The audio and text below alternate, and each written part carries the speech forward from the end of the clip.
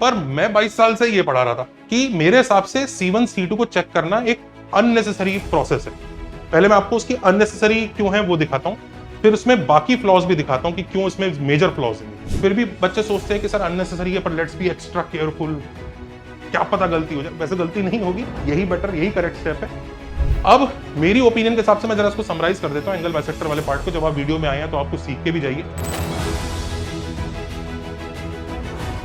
तो अभी एक बैच में I was teaching straight lines, तो स्ट्रेट लाइंस पढ़ाते हुए एंगल बाइसेक्टर्स का टॉपिक आया, तो वहां पर मैंने कुछ पढ़ाया जो मैं कई सालों से पढ़ा रहा हूँ।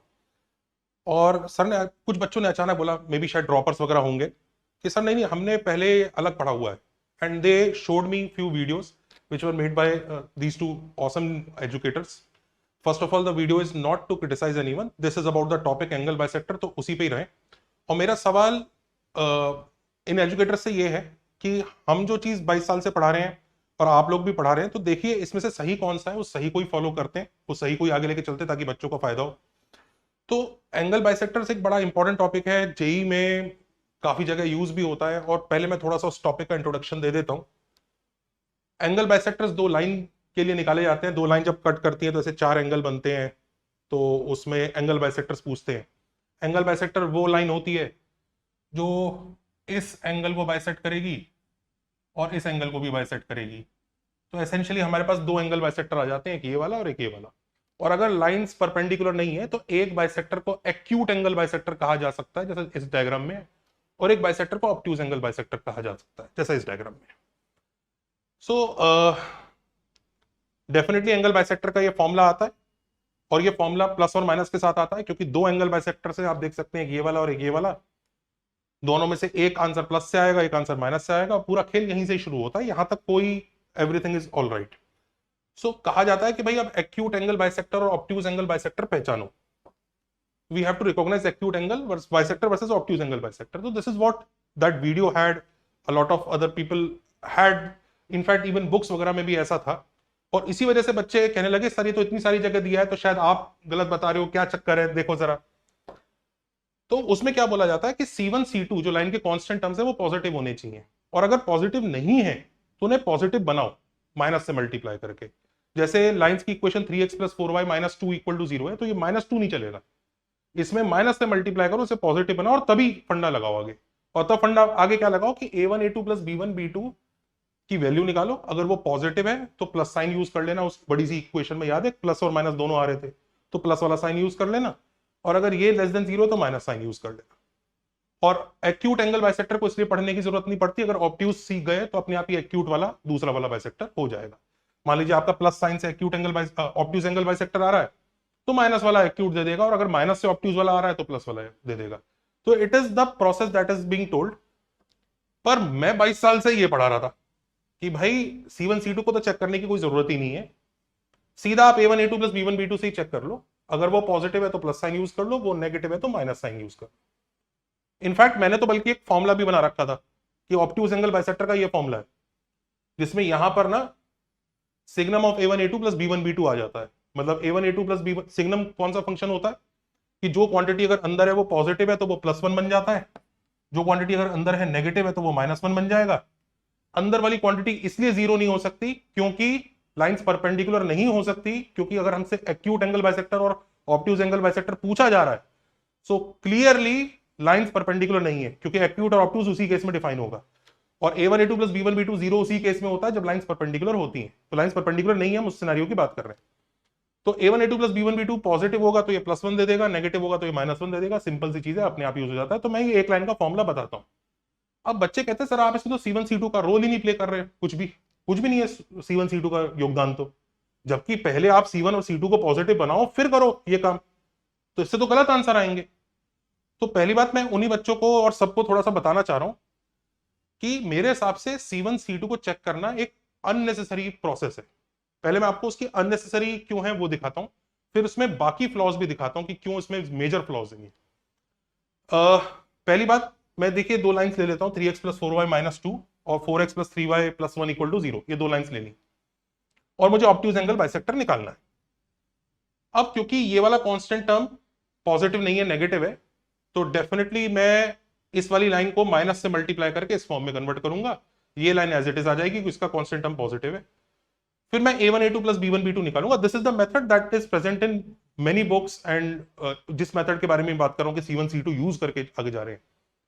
अब हम a1 a2 plus b1 b2 निकालेंगे तो वो -12 प्लस -12 आएगा, तो -24 आ रहा है, तो वो नेगेटिव आ गया, तो इसलिए मैंने यहां पे माइनस साइन यूज किया है। तो माइनस साइन यूज करने की वजह से सिंप्लीफाई करके ये आंसर आ गया। तो इधर हमने C1 और C2 को पॉजिटिव बना के प्रोसीड किया है जैसा उन सर के वीडियोस वगैरह में था।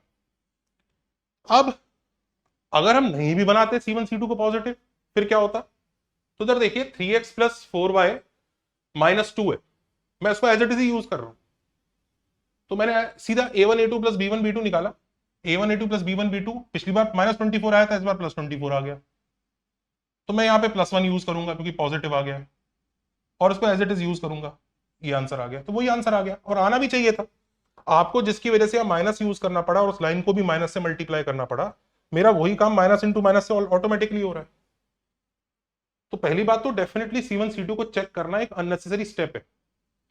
फिर भी बच्चे सोचते हैं कि सर अननेसेसरी है पर लेट्स बी एक्स्ट्रा केयरफुल, क्या पता गलती हो जाए। वैसे गलती नहीं होगी, यही बेटर, यही करेक्ट स्टेप है। C1 C2 को आपको चेक करना भी नहीं चाहिए, पर नहीं सर चेक कर लेते हैं, नहीं, चेक करने में फ्लॉ भी है, आप ट्रैप में भी फंस सकते हैं। मैं आपको दिखाता हूं सर एक्स्ट्रा मेहनत करने में क्या फ्लॉ, दिखाता हूं। ये ट्रैप में भी फंसा सकता है। अब जैसे ये वाला क्वेश्चन देखो, find beta if obtuse angle bisector of these two lines passes through 1,1। चलो अब C1 C2 वाले मेथड से करो, अब बनाओ C1 को पॉजिटिव और C2 को पॉजिटिव। ये है C1 आपका, ये है C2 आपका। क्या करोगे? केसेस लोगे कि beta -2 positive, 3 beta negative, beta -2 सारे केसेस लेके फिर लाइन को माइनस से मल्टीप्लाई कर करके कितने 3-4 केसेस लेके उन तीनों चारों केसेस में से आंसर निकालोगे? या फिर क्या बीटा -2 से डिवाइड कर दोगे, या 1 और इधर 3 बीटा से डिवाइड करके इधर 1 बनाओगे? फिर आपके a1 a2 का साइन कैसे पता चलेगा आपको? परेशानी हो रही है कि नहीं हो रही है? तो नॉट जस्ट ये अननेसेसरी है, ये आपको फंसा भी सकता है। जबकि हमारे मेथड से करो, हमें मतलब ही नहीं है बीटा -2 और 3 बीटा से, हमें कुछ करना ही नहीं है बीटा -2 और 3 बीटा का। हमें सीधा a1 a2 7 plus b1 b2 1, तो 7 + 1 8 पॉजिटिव है, तो यहां प्लस यूज करेंगे ऑब्ट्यूज एंगल बाइसेक्टर के लिए। सीधा सब्स्टिट्यूट किया, √50 ये कैंसिल होके ये आंसर आ गया। और क्योंकि ऑब्ट्यूज एंगल बाइसेक्टर 1,1 से पास कर रहा है, तो 1,1 सब्स्टिट्यूट कर दिया, ये लो आंसर आ गया। तो मुझे यही नहीं कि वो अननेसेसरी स्टेप है, वो एक ऐसा स्टेप है जो आपको फंसा भी देगा, क्यों फालतू में उसको करना है। तीसरी चीज, वो इनकम्प्लीट भी है। अब लाइंस मान लो ऑरिजिन से पास कर जाए, C1 और C2 0 हो जाए, मैं मान गया जब C1 और C2 नेगेटिव है तो आपने उसको माइनस से मल्टीप्लाई करके चलो पॉजिटिव बना भी दिया। व्हाट अबाउट व्हेन C1 0 है, फिर कैसे उसको पॉजिटिव बनाओगे? ऑरिजिन शिफ्ट करोगे? जरूरत ही नहीं है, C1 C2 की तरफ जाने की जरूरत ही नहीं है, सीधा ऐसे ही आ जाएगा। इफ C1 कुछ नहीं, जरूरत ही नहीं है, सीधा a1 a2 plus b1 b2 कितना है 12, प्लस यूज कर लो, ऑब्ट्यूज एंगल बाइसेक्टर आएगा। और यहीं पे माइनस यूज कर लेता तो एक्यूट एंगल बाइसेक्टर आ जाता। तो हमें जरूरत भी नहीं है। तो मॉरल ऑफ द स्टोरी ये है, C1 C2 को चेक करना एक अननेसेसरी है, ट्रैप आ सकता है और आधा रिजल्ट है, तो उसको इग्नोर किया जाए। और मेरा इस वीडियो से यही सवाल है कि हो सकता है मैं गलत बोल रहा हूं, आई एग्री, हो सकता है। अगर मैं गलत बोल रहा हूं तो प्लीज बताएं, क्योंकि बच्चे सही चीज फॉलो करें, that is a better scenario. इसमें कोई भी ऊंचा या नीचा कोई नहीं है। अब मेरी ओपिनियन के हिसाब से मैं जरा इसको समराइज कर देता हूं एंगल बाइसेक्टर वाले पार्ट को। जब आप वीडियो में आए हैं तो आपको सीख के भी जाइए। तो 3 पॉइंट्स आप याद कर लीजिए। ऑब्ट्यूज एंगल बाइसेक्टर के लिए स्ट्रेट फॉरवर्ड ये फॉर्मूला होता है, ज्यादा आपको दिमाग लगाने की जरूरत है ही नहीं। ये फॉर्मूले का डेरिवेशन वगैरह चाहिए तो आप हमारे कोर्सेज वगैरह में आ सकते हैं, इसमें हम डेरिवेशन वगैरह करेंगे। लेकिन यूट्यूब पे I think this is sufficient कि आप इस फॉर्मूले को नोट कर लीजिए। सीधा यहाँ पे signum a1 a2 plus b1 b2 लिखिए, खत्म। वहीं पर एक और चीज भी पूछता है वो, bisector of angle containing h, के, यानी ये दो लाइंस आ रही हैं तो h, के किसी तो एंगल में होगा, लाइन पे नहीं है तो ये वाला जो बाइसेक्टर है ये कैसे मिलेगा? इसके लिए आपको कुछ नहीं करना, h, के को दोनों लाइन में डालना होता है, लाइंस में, और उसका रेशियो लिखो या उसका मल्टीप्लीकेशन ले लो, उसका जो साइन आता है वो यूज करना पड़ता है। तो सिग्नम ऑफ ये क्वांटिटी यूज हो जाएगा, सिर्फ ये क्वांटिटी।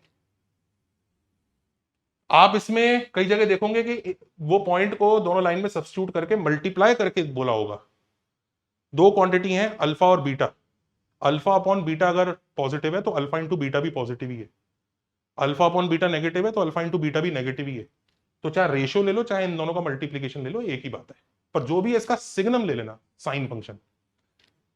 मतलब अगर ये क्वांटिटी पॉजिटिव आती है तो +1 यूज हो जाएगा, ये क्वांटिटी नेगेटिव आती है तो माइनस। सिग्नम यही काम करता है, अंदर वाली क्वांटिटी से पूछता है भाई तुम क्या हो, पॉजिटिव हो कि नेगेटिव हो। अंदर वाली क्वांटिटी बोलती है मैं पॉजिटिव हूं तो +1, नेगेटिव हो -1। जीरो पे वो जीरो देता है, पर जीरो वाला केस होगा ही नहीं। जीरो वाला केस तब होगा जब वो पॉइंट लाइन पे ही है। अब अगर पॉइंट लाइन पे ही है तो क्वेश्चन ही गलत है, कोई एंगल उसको कंटेन ही नहीं कर रहा है। हमें तो ये बताना है ना कि ये जो एंगल है, जिस एंगल के अंदर h कॉमा के बैठा है उस एंगल का बाइसेक्टर बताना है, लाइन का नहीं के ऊपर नहीं बैठा है h कॉमा के। तो इसको भी नोट कर लीजिए। इसी का ही लोग एक स्पेशल केस बना लेते हैं कि जब 0,0 bisector of angle containing origin, तो कुछ नहीं है, h और k को 0 0 डाल दो, उसमें क्या आ जाएगा, signum of C1/C2, that's it. उसमें इतना ही हो जाएगा और कोई दिक्कत ही नहीं है। अच्छा, इसका एक थर्ड पॉइंट भी होता है जो थोड़ा हिडन सा पॉइंट है, उसको भी नोट कर लो। वो कई बार बच्चे को पता नहीं होता कि इन दोनों की हेल्प से तीसरा पॉइंट भी आ जाएगा और उसमें बड़े बड़े प्यारे प्यारे क्वेश्चन बन सकते हैं कि अगर A1 A2 plus B1 B2 into point को पहली लाइन में डालो, पॉइंट को दूसरी लाइन में डालो और मल्टीप्लाई कर दो, ये जो क्वांटिटी आ रही है अगर ये पॉजिटिव आ रही है तो वो जो पॉइंट है वो h कॉमा k, वो दोनों लाइंस ने ऑब्ट्यूज एंगल जो बनाया वहां बैठा है। और अगर यही क्वांटिटी नेगेटिव आ रही है तो वो एक्यूट एंगल में बैठा है। बड़ा ब्यूटीफुल कॉन्सेप्ट है ये, पहले दो से आराम से डिराइव हो जाता है। इनफैक्ट इस पे बड़े अच्छे अच्छे क्वेश्चन भी बन सकते हैं। अगर आपके दिमाग से C1 C2 का चीज निकल जाए तो क्वेश्चन बड़े प्यारे प्यारे बन जाएंगे। मैं दिखाता हूं, ये देखो, find the smallest integer m if 0,0 lies in acute angle made by these lines। अब ये पेयर ऑफ स्ट्रेट लाइन है, ये दो लाइंस होंगी, ये एक एक्यूट एंगल रख रही होंगी, तो 0,0 उसमें बैठा होना चाहिए। कैसे करें भाई, सीधी सी बात है, कंडीशन वही लगाएंगे, A1 A2 plus B1 B2, 0,0 को पहली लाइन में डालेंगे, h और k की जगह, 0,0 को दूसरी लाइन में डालेंगे, और एक्यूट चाहिए ना तो लेस देन 0 कर देंगे। यही करना है। पर इसमें समस्या आती है, ये कैसे मिलेगा, ये कैसे मिलेगा, क्योंकि दोनों लाइन तो मल्टीप्लाई करके दे रखी है उसने। मिल जाएगा, दिखाते हैं कैसे। भाई ये दो lines A1x plus B1y plus C1 और A2x plus B2y plus C2 का मल्टीप्लीकेशन ही तो है पेयर ऑफ स्ट्रेट लाइन। तो आपने मल्टीप्लाई करके ये लाए होंगे ना। जब आपने मल्टीप्लाई किया होगा तो A1 A2 times x square आएगा, तो A1 A2 1 है, x स्क्वायर का कोफिशिएंट। B1 B2 कहां से आएगा, दोनों जब y वाली टर्म मल्टीप्लाई होंगी तो y स्क्वायर कोफिशिएंट -3 है, तो B1 B2 इज -3। तो A1 A2 पता लग गया 1, B1 B2 -3। अब ये कैसे आएगा, ये ओरिजिन को पहली लाइन में डालना है, ओरिजिन को दूसरी लाइन में डालना है और मल्टीप्लाई करना है। आप पहले ही मल्टीप्लाई करके जो लाइंस मिली हुई है उसमें डाल दो ओरिजिन, तो 0,0 सीधा लाइंस में डाल दो। ये भी तो मल्टीप्लाई करके ही आई है। आप 0,0 इंडिविजुअल लाइंस में डालोगे फिर मल्टीप्लाई करोगे, इस सेम एज मल्टीप्लाई करके जो x और y का फॉर्म आता है उसी में 0,0 डाल दो। तो सीधा आप 0,0 डाल दो, तो ये -2 हो गया, ये सब हटके m आ गया, तो -2m इज लेस देन 0, तो m ग्रेटर देन 0, तो m is equal to 1, that is the smallest integer. Smallest integer वही है। अब आप भी एक अच्छा क्वेश्चन करके देखिएगा, find k if acute angle bisector of these two lines. ये दो लाइंस हैं और आपको C1 C2 की रिक्वायरमेंट नहीं है, उसको दिमाग से निकाल दीजिए। Find k if acute angle bisector of these two lines pass through 3,1। ये होमवर्क है, करके दिखाइएगा। अब मैं एक जवाब और बहुत इंपॉर्टेंट दे दूं। कई बार बच्चों को ऐसा लगता है सर ये तो इस बुक में भी दिया है, उस बुक में भी दिया है, फिर ये कैसे C1 C2 वाली चीज आ रही है। और मेरे हिसाब से वो मेरे हिसाब से गलत है। अगर मैं गलत हूं तो प्लीज मुझे बताइएगा, मैं उसको अपने वीडियो पे फिर से कवर करूंगा। हमारे वीडियो में भी बहुत गलतियां हो सकती हैं। I encourage and I welcome all educators to please, if you want, please watch the videos, find errors and tell us, we will promote those. बिल्कुल हो सकती हैं, मिस्टेक्स होती हैं, मेरे कई वीडियो में मिस्टेक्स हैं और मेरी टीम ने एडिट करके डाली भी हुई है, देखो। क्योंकि मुझे तो मैथ्स पसंद है, मुझे डिस्कशन पसंद है। मैं उस दुनिया का हूं ही नहीं, लोगों को ऐसा लगता है कि सवाल पूछना और वार्तालाप करना और शास्त्रार्थ करना लड़ाई की निशानी है। लड़ाई नहीं है, तो हम सब्जेक्ट में मस्त एंजॉय कर रहे हैं। एनीवेज, मुझे क्यों लगता है कि ये सब जगह वायरस क्यों फैल गया है C1 C2 वाला, मुझे ऐसा लगता है कि शायद वो ओरिजिन वाले के केस में था। क्योंकि आप जानते हो कि अगर हमें वो बाइसेक्टर निकालना है उस एंगल का जो एंगल ओरिजिन को कंटेन कर रहा है, तो हमें ये वाला साइन यूज करना पड़ता है ना, साइन ऑफ C1/C2। तो उसने कहा कि चलो उसका तुक्का बना देता हूं मैं। क्या, बच्चे को बच्चे को अब होता क्या है कि मोस्ट ऑफ द सोर्सेस वहीं कोटा के टीचर्स वगैरह जो सब हैं, वही बंसल्स के नोट्स, अग्रवाल क्लासेस वगैरह, वहीं से वो उद्गम हुआ है। तो उस वजह से किसी ने जब ये बनाया होगा कि एक मैं चलो एक मस्त तुक्का बना देता हूं, बच्चे bisector of angle containing origin याद रख लेंगे, तो वहां किसी ने तुक्का कैसे बनाया कि C1 C2 को ना बच्चे से पहले ही पॉजिटिव बनवा दूंगा। अब C1 C2 को बच्चे से पहले ही पॉजिटिव बनवा दिया तो पता है वो signum of C1 bye C2 हमेशा प्लस बनाएगा। तो bisector of angle containing origin का आंसर हमेशा प्लस साइन से आएगा। ये एक तुक्का बना देता हूं मैं, बढ़िया तुक्का है। पर वैसे तो जेई को 0,0 ही क्यों पूछना है, कुछ भी पूछ सकता है जेई, पर ठीक है ना, तुक्का बना दिया। और हुआ क्या होगा, उसने ये तुक्का ना सबसे ऊपर वाले पॉइंट में लिख दिया होगा कि make C1 C2 positive then plus sign gives the bisector of angle containing origin, और बाकी फंडे उसने शायद नीचे लिखे होंगे। अब दुनिया फॉर्मेटिंग उसकी ऐसी रही होगी कि लोगों को लगा होगा शायद इस फंडे पूरे के लिए वैलिड है, तो ये तब से चला। दैट इज माई ओपिनियन, हो सकता है मैं गलत हूं, बट अननेसेसरी हम लोग C1 C2 को चेक कर रहे हैं, बहुत सारा क्यों कर रहे हैं पता नहीं, हो सकता है मैं ही गलत हूं, कोई दिक्कत नहीं है। तो लोगों ने C1 C2 को पॉजिटिव सबके लिए बना लिया, मान लिया ये लिखा हुआ है तो सबके लिए ही होगा वो, पर सबके लिए नहीं है। More such videos please follow us, take care, bye bye.